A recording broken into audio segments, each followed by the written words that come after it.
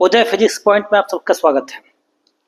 इस लेक्चर में हम लोग डिस्कस करेंगे motion in straight line chapter 3 class 11 physics, position time graph या जनरली इसको हम लोग एक्सटी ग्राफ के नाम से भी जानते हैं। पोजीशन टाइम ग्राफ हम डिफरेंट कंडीशंस के लिए डील करेंगे और ऐसे क्वेश्चंस जो सीखने जा रहे हैं कई तरह के कॉम्पिटिटिव एग्जाम में और बोर्ड एग्जाम में आते हैं। तो हम बात करेंगे सबसे पहला जो केस हम डील करने जा रहे हैं for uniform motion. Uniform motion का मतलब होता है equal distance in equal time, ठीक है, या स्ट्रेट लाइन मोशन में equal displacement in equal time, क्योंकि स्ट्रेट लाइन मोशन में distance and displacement both are equal, दोनों इक्वल होते हैं। तो बात करते हैं, तो अगर मान लीजिए ये ओरिजिन है, ये टाइम है एक्सिस है और ये पोजीशन एक्सिस है, तो अगर ओरिजिन से स्टार्ट होता है तो यूनिफॉर्म मोशन में देखिए टाइम बढ़ेगा तो एक्स भी बढ़ेगा। अगर ओरिजिन से स्टार्ट होता है, अगर ओरिजिन पे कोई ऑब्जेक्ट एस नॉट पोजिशन जो है आपका पोजीशन जो इनिशियल एक्स नॉट ओरिजिन पे है तो ग्राफ ऐसा होगा। अगर पोजीशन अलग है कहीं एक्स नॉट का मतलब होता है position at T equal to 0। कोई जरूरी नहीं है कि हम ओरिजिन से स्टार्ट करें, कहीं से भी स्टार्ट कर सकते हैं। तो ग्राफ कैसा होगा जी? Graph is straight line. कैसा ग्राफ है? ग्राफ के बारे में क्या कहेंगे आप? Graph straight line incline to straight line incline to time axis, यानी टाइम एक्सिस के साथ कुछ ना कुछ क्या बना रहा है? एंगल बनाता है। ये भी एंगल बना रहा है, ठीक है। देखिए ये भी एंगल बना रहा है आपका theta angle, this is angle theta. चलिए अगर कोई आपसे पूछे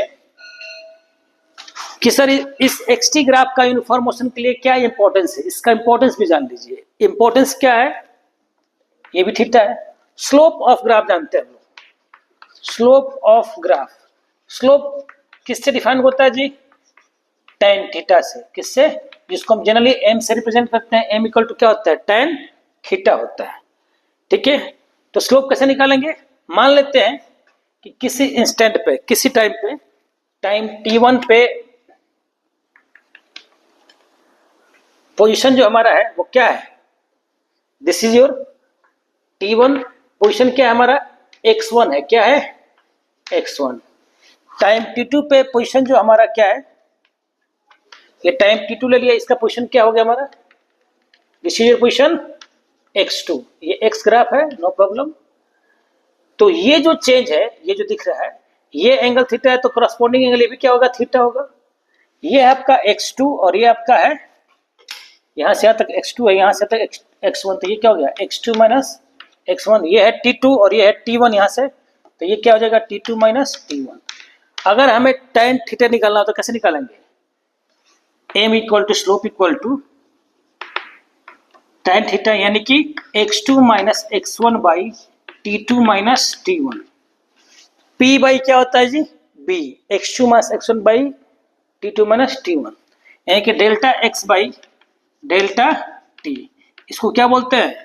v बोलते हैं। क्या बोलते हैं? v।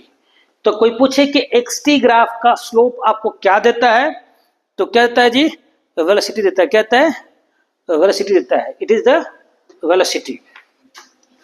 एक और चीज जान लीजिए, आगे हम लोग को पढ़ना है वीटी ग्राफ भी। तो इसके अंदर का एरिया, अगर ये हम एरिया कवर करें पूरा, ये जो एरिया फिगर दिख रहा है, कोई पूछे कि एरिया अंडर एक्सटी ग्राफ, ये भी जान लीजिए, no physical significance. XT graph का एरिया जो अंडर एरिया होता है, इससे कुछ नहीं मिलता हमें, लेकिन इसका स्लोप क्या देता है? वेलोसिटी देता है। क्या देता है? Velocity. That is called average velocity. No problem. चलिए अब हम जानते हैं सेकेंड लेक्चर में for uniformly accelerated motion. Everybody knows by the kinematic equation x minus x not equal to v not t plus half a t square. ये change in position यानी कि displacement है। अगर हम x निकालें, x not plus v not t plus half a t square, ये क्या देख रहे हैं, x is the function of T square, क्या है, टी स्क्वायर का फंक्शन है, तो जो ग्राफ होगा वो क्या होगा, पैराबोलिक होगा, क्या होगा, पैराबोलिक होगा। यूनिफॉर्मली एक्सेप्टेड, देखिए यहाँ पर थीटा क्या हो रहा है, हर पॉइंट पे, यहाँ भी थीटा, देखिए थीटा बढ़ते जाएगा, यहाँ से जुड़िएगा तो थीटा क्या होगा, टेंजेंट लीजिएगा, ये देखिए ये है टेंजेंट आपका, ये है टी, हर एक पॉइंट पे टी क्या, थीटा क्या होगा, बढ़ेगा। इस केस में देख रहे हैं थीटा क्या हो रहा है, इंक्रीज कर रहा है, तो टेन थीटा भी क्या होगा भाई, इंक्रीज कर रहा है, इनकी वेलोसिटी भी क्या हो रही है, इंक्रीज कर रही है, इंक्रीज कर रही है। तो ये एक्सेलरेटेड मोशन है। यूनिफॉर्म में एक्सेलरेटेड में अंतर क्या है, देखिए यहाँ पे भी एक चीज है और यहाँ पे क्या है, नॉन यूनिफॉर्म है, दोनों में स्पीड बढ़ रहा है, लेकिन ये यूनिफॉर्म तरीके से बढ़ेगा, वो नॉन यूनिफॉर्म तरीके से बढ़ेगा, ये कांस्टेंट रूप से बढ़ेगा, ठीक है, हर पॉइंट पे सेम बढ़ेगा। जैसे मान लीजिए 5 है तो हर सेक्शन में 5 इंक्रीज करते जाएगा, उसमें 5 बढ़ सकता है, 10 बढ़ सकता है, 15 बढ़ सकता है, 3 बढ़ सकता है, 2 बढ़ सकता है, तो वो नॉन यूनिफॉर्म में होगा। तो इसमें ग्राफ क्या हुआ जी, ग्राफ का नेचर बताइए कैसा हुआ, ग्राफ इज पैराबोला, क्या मिला ग्राफ का नेचर, पैराबोला, पैराबोलिक मिला है, थीटा इंक्रीज करता है विद इंक्रीजिंग। तीसरा है for an object at rest, rest में है, मान लेते हैं टी एक्सिस आपका है और ये X, at T equal to 0 इसका पोजीशन क्या है आपका, एक्स नॉट है, टाइम बढ़ते जा रहा है लेकिन पोजीशन चेंज नहीं होगा, तो ग्राफ कैसे मिलेगा आपको, स्ट्रेट लाइन पैरेलल टू किसके पैरेलल है, टाइम एक्सिस के पैरेलल है, थीटा क्या है, 0 है, tan थीटा क्या हो गया, 0, यानी कि v इक्वल टू क्या मिल गया आपको, 0, क्योंकि tan थीटा कहाँ से मिलता है, tan थीटा से क्या मिलता है आपको, v, थीटा 0 है तो v भी क्या हो गया आपका, 0 हो गया एट रेस्ट के लिए। अब आते हैं फोर्थ पॉइंट पे, for an object in non uniform motion with increasing velocity, non uniform है तो इसमें देखिए नॉन यूनिफॉर्म में बढ़ रहा है, स्पीड बढ़ाना, वेलोसिटी क्या करना है, बढ़ाना है, तो थीटा क्या हो जाएगा यहाँ पे, इंक्रीज करेगा, थीटा क्या करना है हमें, इंक्रीजेज, तो tan थीटा भी क्या होगा, इंक्रीज करेगा, v भी क्या होगा, इंक्रीज करेगा। तो ग्राफ का नेचर कैसा है जी, पैराबोलिक है, पैराबोलिक है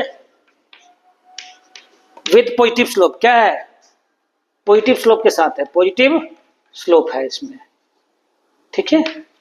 अब इसका पांचवा केस, फिफ्थ केस जो है, for an object in non uniform motion with decreasing acceleration, decrease कर रहा है, एक्शन है, रिटार्डेशन है, लेकिन डिक्रीजिंग वेलोसिटी है, तो इसमें देखिए थीटा को डिक्रीज करना है, तो ये ग्राफ देखिए, ये हो गया थीटा, हर पॉइंट पे देखिए ये आपका थीटा क्या होता जाएगा, हर पॉइंट पे टाइम के साथ ड्रॉ करेंगे टेंजेंट के साथ, तो हमेशा क्या होता है, डिक्रीज करते जाएगा, तो इसमें थीटा क्या करना है, डिक्रीज करना है, तो tan थीटा भी क्या होगा, डिक्रीज करेगा, और v भी क्या है, डिक्रीज कर रहा है। तो ग्राफ का नेचर कैसा मिला आपको, ग्राफ होगा पैराबोलिक, ये भी पैराबोलिक ही है, लेकिन इसका स्लोप क्या है, निगेटिव है, क्या है स्लोप, निगेटिव है, tan थीटा निगेटिव है, तो थीटा क्या हो जाएगा, यहाँ पे निगेटिव नहीं, सॉरी, थीटा की वैल्यू क्या हो रही है, स्लोप यहाँ के निगेटिव नहीं कहेंगे, स्लोप डिक्रीजेस, क्या होता है, स्लोप डिक्रीजेस, पॉजिटिव है, स्लोप क्या होता है, डिक्रीजेस, पॉजिटिव स्लोप है, इंक्रीजेस, ठीक है, sorry. Sixth, for an object in uniform motion with negative velocity, ये आ गया नेगेटिव वाला केस, इसमें क्या करना है, देखिए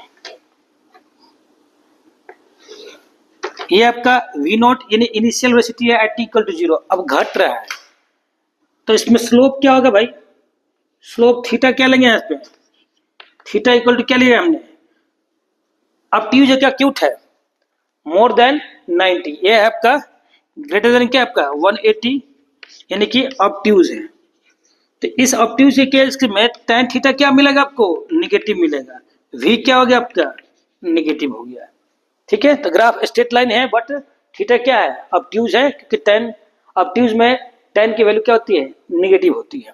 चलिए ये हमने जाना एक्सटी ग्राफ। चलिए एक न्यूमेरिकल प्रॉब्लम सॉल्व करते हैं जो कॉम्पिटिटिव एग्जाम से भी और एनसीईआरटी से भी लिया जाता है।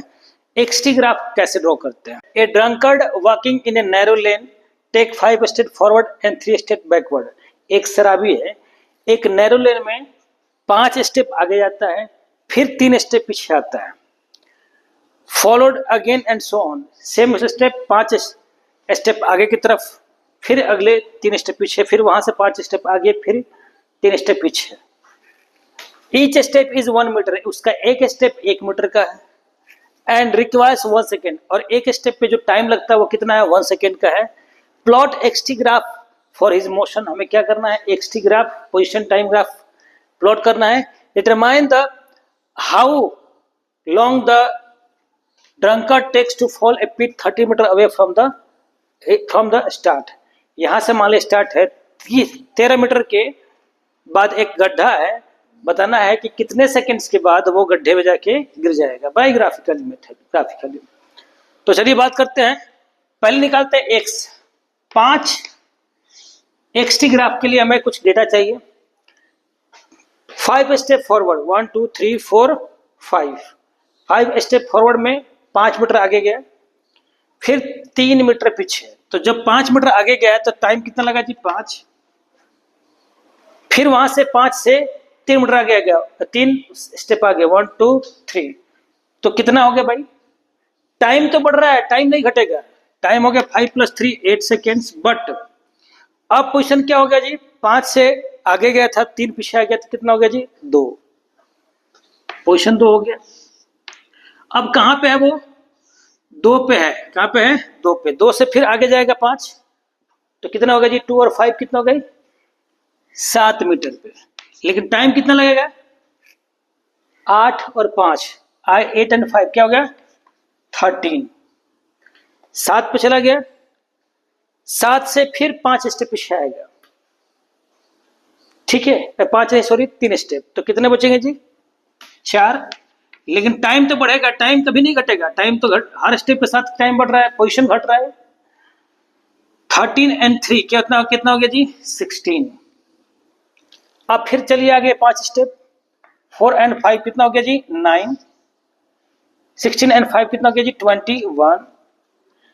अब 9 के बाद 3 स्टेप्स फिर से पीछे आइए, तो कितना बच गया जी, 6।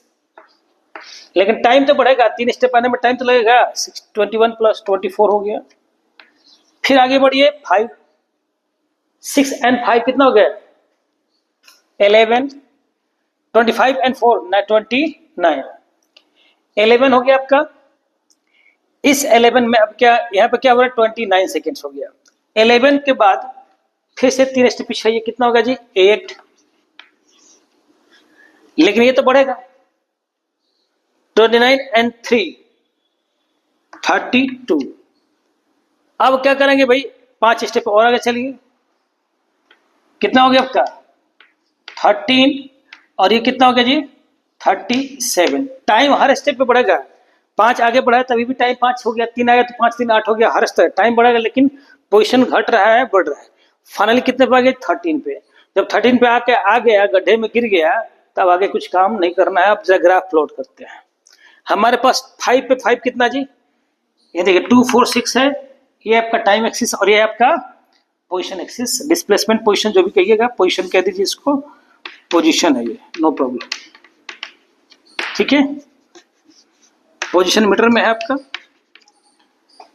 देखिए 2 4 6 है तो 5 यहाँ पे होगा, और इसका 1 2 3 5 यहाँ पे है, तो चलिए ये आपका हो गया 5 5। ये ग्राफ मिल गया आपका, यहाँ पे 0 से स्टार्ट हुआ था।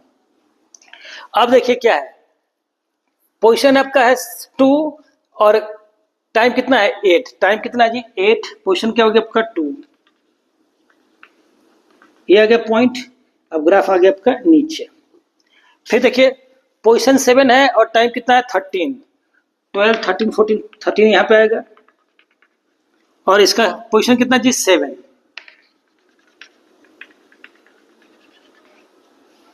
तो ये हो गया आपका ग्राफ, फिर से अप हो गया, फिर से क्या हो गया आपका, ग्राफ अप हो गया यहाँ पे। अब देखिए पोजीशन है 4, टाइम है 16। 16 कहाँ देखे तो यहाँ पे, और पोजीशन क्या आपका 4।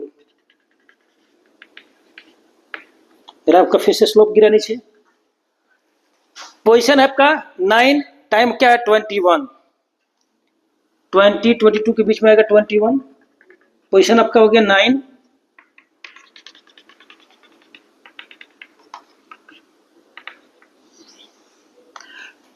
पोजीशन आपका 6, फिर 24 पे आइए। 6 कहाँ आपका, ये आपका 6,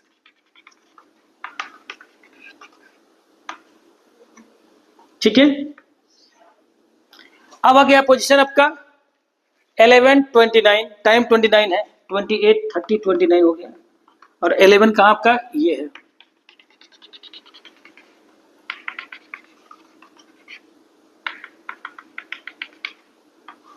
फिर से ग्राफ ऊपर गया, फिर आपका 8:32, 8 पे आ गया, और कितना पे, 32 पे।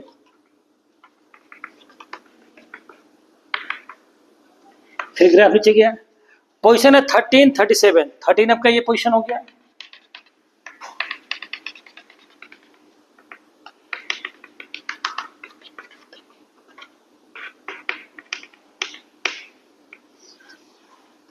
ये हो गया आपका ग्राफ। तो ये हो गया आपका XT ग्राफ, ठीक है। चलिए, मैं इस लेक्चर में एक क्वेश्चन पूछता हूं, उसका आंसर कमेंट बॉक्स में दीजिएगा, ठीक है। एक स्नेल है, ये है आपका कितना, 8 मीटर का एक पोल है। एक स्नेल पर डे कितना जी, 3 मीटर ऊपर जाता है। कितना, 3 मीटर ऊपर जाता है। सुबह चलता है 3 मीटर ऊपर जाता है, फिर शाम को खिसक के 2 मीटर नीचे आता है। कितना, 2 मीटर। तो ऊपर अब कितना हो गया जी, 1 मीटर। फिर वहां से आगे 3 मीटर चलता है और खिसक के आके फिर क्या जाए, 2 मीटर खिसक जाता है। यानी कि 3 मीटर ऊपर गया, शाम तक फिर खिसक के 2 मीटर नीचे आ गया, फिर वहां से 3 मीटर ऊपर गया, खिसक के फिर 2 मीटर नीचे आ गया। आपको बताना है कि कितने दिन के बाद ये टॉप पे होगा। अपना आंसर कमेंट बॉक्स में जरूर लिखें। Thank you, have a nice day.